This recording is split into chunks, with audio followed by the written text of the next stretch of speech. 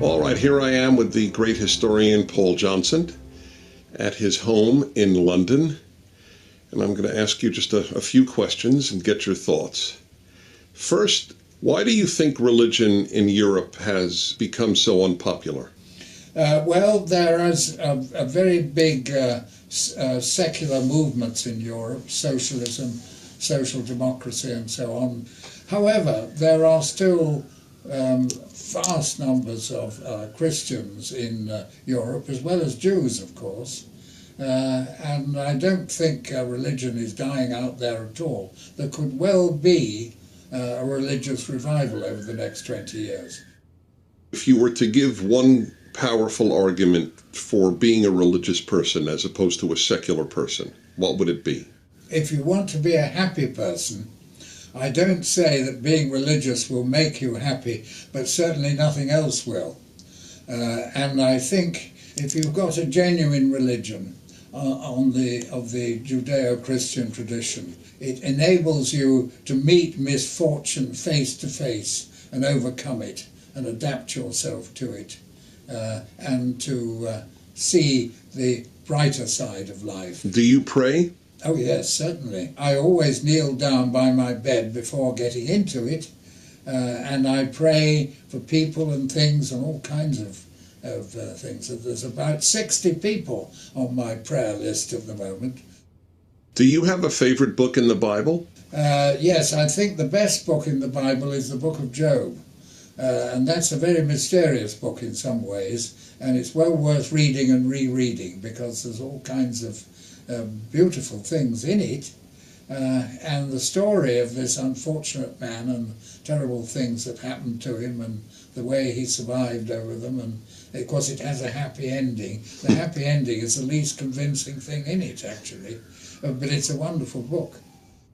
How do you react when an American says that America is the last best hope of humanity, as Lincoln put it? Do you think that's arrogant? No, I often say it myself, and I think it's true.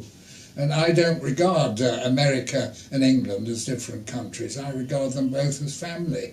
So anything that's good for America is good for me as an Englishman. And anything which is bad for America is bad for me as an Englishman. If America is rich and happy and prosperous and doing the right thing in the world, then there's no one more delighted than I am.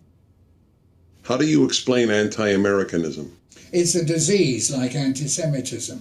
It's an intellectual disease. And some of these diseases, it's impossible to fathom. All one knows is that it can be cured, and the best way to cure it is for people to go to America and meet Americans. Do you think there is a great threat today? What I would like to see is the spread of freedom in China, because China is becoming a very important force in the world. And it's still run by a very narrowly based communist dictatorship. They don't believe in communism anymore, whoever did, but they believe in retaining power, and I would like to see power devolve on the people of China, because there's nothing wrong with the Chinese people, it's their rulers.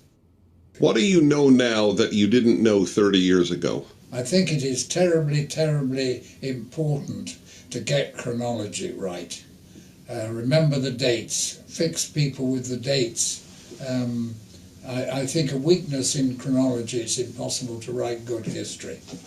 What gave you the most satisfaction in your life? The most satisfaction I've had is being able to conceive, work on, and then write really big books on big subjects. If you set yourself a big subject and you then have to do careful reading and note-taking and organising your thoughts about the subject, that's the way you really get to know the subject, and that is a process of self-education which has gone on all my life, and it still continues.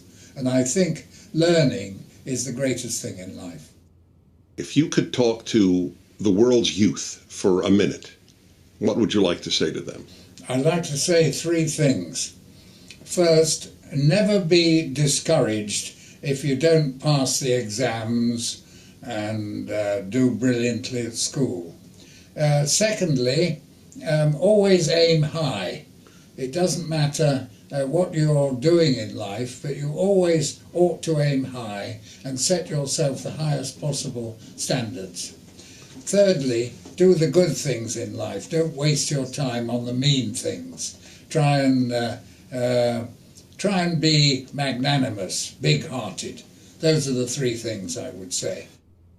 Well, it's an honor to be with you. Thank you, Paul Johnson. It's an honor to have you in my house. Thank you.